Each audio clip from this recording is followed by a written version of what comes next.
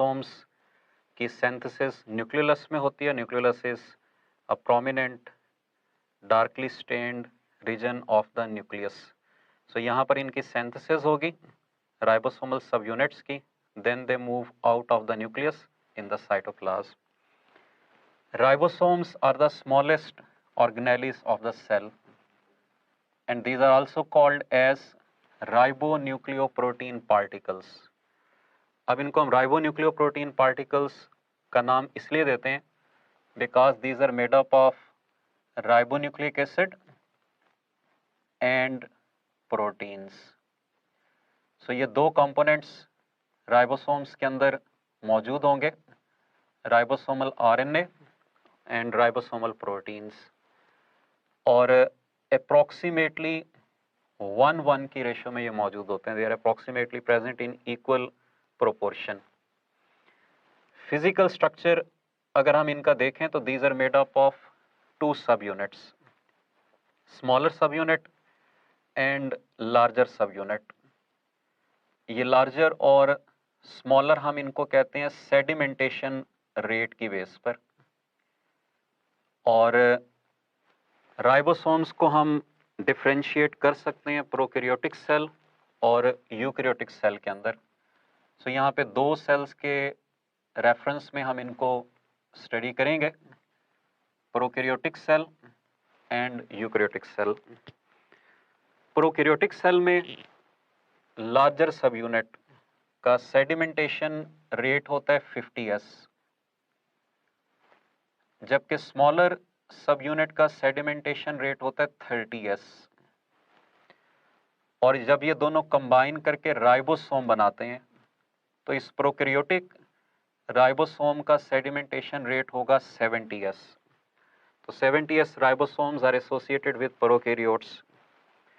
Eukaryotes के अंदर larger subunit का सेडिमेंटेशन रेट है 60s और स्मॉलर सब यूनिट का सेडिमेंटेशन रेट है 40s। और जब ये दोनों कंबाइन करके राइबोसोम बनाते हैं तो उसका सेडिमेंटेशन रेट होता है 80s। ठीक है, so prokaryotic ribosome is 70s and smaller, eukaryotic ribosome is 80s and larger. Ribosome cell के अंदर दो बेसिक फॉर्म्स में एग्जिस्ट करते हैं, one freely dispersed in cytoplasm and second attached with endoplasmic reticulum. और एंडोप्लाज्मिक रेटिकुलम के जिस type के साथ ये अटैच होते हैं वो है रफ एंडोप्लाज्मिक रेटिकुलम। सो या तो फ्री फॉर्म में होंगे या अटैच्ड फॉर्म में होंगे RER के साथ। फंक्शन की तरफ अगर हम आ जाएं तो राइबोसोम्स का बेसिक फंक्शन है protein synthesis along with other types of RNA including messenger RNA and transfer RNA, इनके साथ मिलकर प्रोटीन को सिंथेसाइज करना। सो हम इसलिए दो बेसिक टर्म्स यूज कर रहे होते हैं कि factory for ribosome synthesis is nucleus while factory for protein synthesis is ribosome. Usually protein synthesis के दौरान राइबोसोम अटैच होता है mRNA के साथ। mRNA के दो एंड्स हम यहाँ पे डिस्कस करेंगे, 5 prime and and 3 prime and. और प्रोटीन सिंथेसिस का या ट्रांसलेशन का प्रोसेस 5 एंड से स्टार्ट होता है और राइबोसोम ट्रांसलोकेट करता है टुवर्ड्स 3 एंड के। प्रोटीन सिंथेसिस के प्रोसेस को हम कहते हैं ट्रांसलेशन। सो हम कह सकते हैं कि translation starts from 5 end of messenger RNA and completes at 3 end of the messenger RNA।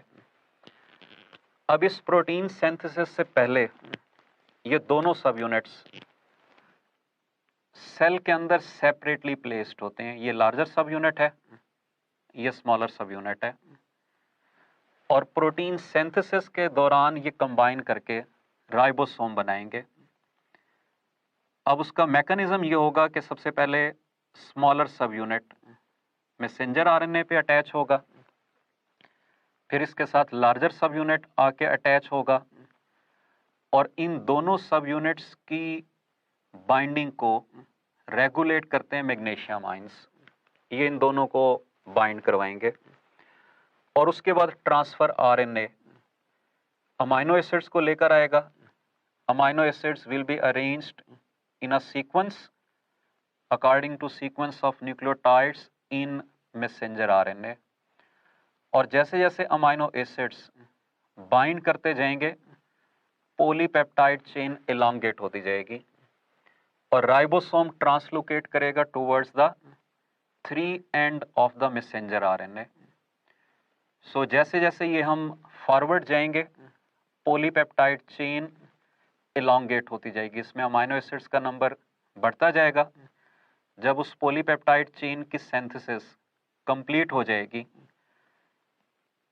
तो ये प्रोसेस टर्मिनेट होगा, राइबोसोम के दोनों सब यूनिट्स डिटैच हो जाएंगे और पॉलीपेप्टाइड चेन की सिंथेसिस भी कंप्लीट हो जाएगी। It will be released into the cytoplasm.